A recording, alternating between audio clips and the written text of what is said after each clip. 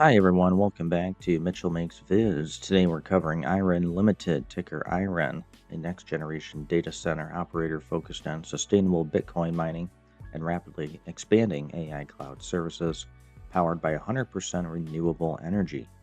As of January 8, 2026, IREN is trading around $43.60, down roughly 5% today on elevated volume, following a broader pullback in crypto and AI related names.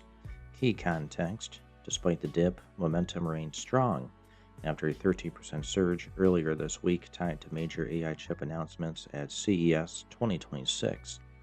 Analysts are pounding the table. Recent notes highlight IREN's 2.8 GW of secured power capacity in West Texas, positioning it for explosive AI data center growth, with some projecting over $2 billion in cumulative net income by 2029. The company continues aggressive GPU expansion, scaling AI cloud to nearly 11,000 NVIDIA GPUs, mostly next-gen Blackwells, backed by non-dilutive financing.